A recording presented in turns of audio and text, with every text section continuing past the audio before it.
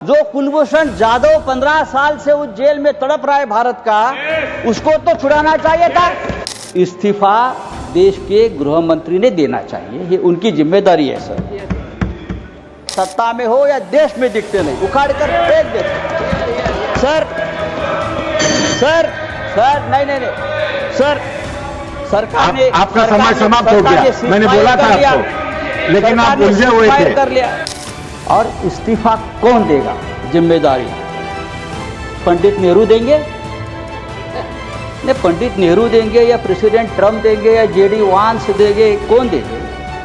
यहाँ कल से मैं जो बड़े बड़े भाषण सुन रहा हूँ, चाहे राजनाथ सिंह जी हो, चाहे हमारे विदेश मंत्री हो, चाहे नड्डा जी हो, सबको पंडित नेहरू की बहुत याद आती है। संजय राउत जी, यू हैव 4 मिनट्स, 4 मिनट है। बाप रे, बहुत दिया सर, इतना मत दीजिए, बहुत दिया। 16 घंटा चर्चा है और 4 मिनट दे रहे हो आप।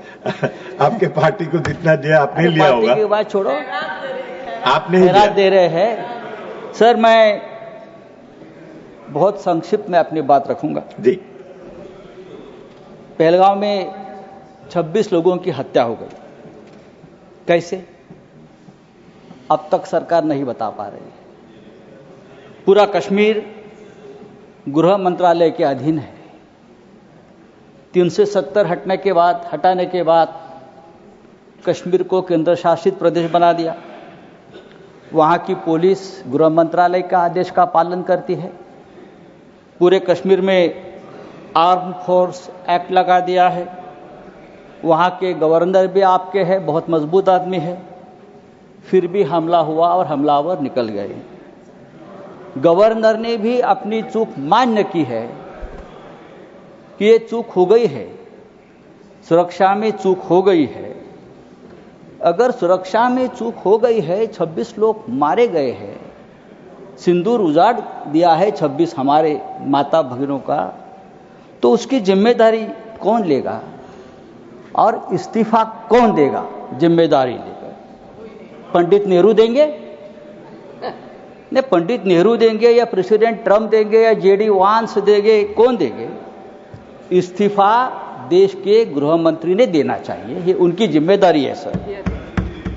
इस देश में 24 घंटे में उपराष्ट्रपति का इस्तीफा लिया जाता है क्योंकि आपके बात मानते नहीं, लेकिन 26 लोगों की हत्या होने के बावजूद किसी का इस्तीफा नहीं, किसी से माफी नहीं।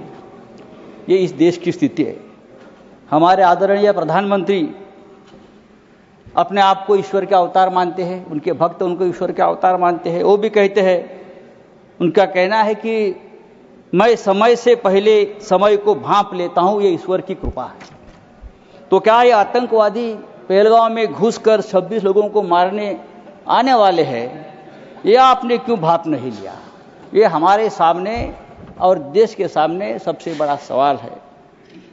मैं कांग्रेस के हमारे जो नेता है उनसे कहना चाहता हूं, मेरे बाजू में बैठे हैं,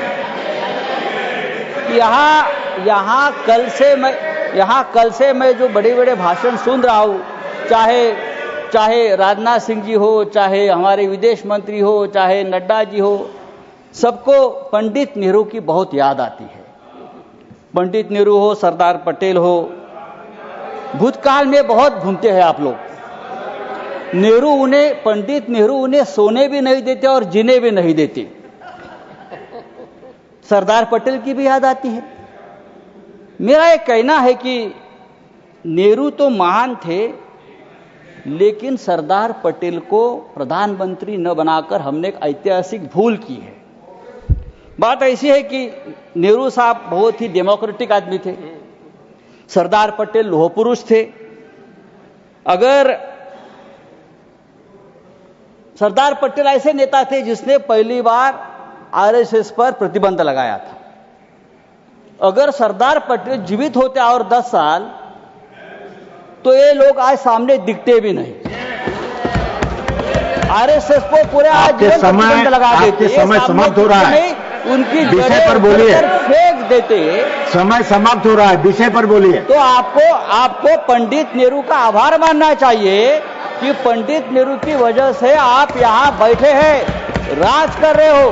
ये पंडित नेहरू की मेहरबानी है। अगर सरदार पटेल प्रधानमंत्री होते तो आज आप हमारे सामने सत्ता में हो या देश में दिखते नहीं, उखाड़ कर फेंक देते। सर सर सर नहीं, सर सरकार ने आपका समय समाप्त हो गया। मैंने बोला था आपको, लेकिन आप उलझे हुए थे। मैंने आपको बोला था। सरकार बोल रही है समय समाप्त हो गया आपका। हमारे सामने अब मैं नेक्स्ट स्पीकर बुलाऊंगा। पाकिस्तान हमारे सामने गिड़गिड़ा रहा था, हाथ जोड़कर हमसे रिक्वेस्ट कर रहा था कि सीजफायर कर लीजिए, युद्ध विराम कर लीजिए। अगर युद्ध विराम किया है तो युद्ध विराम के बदले में हमको क्या मिला?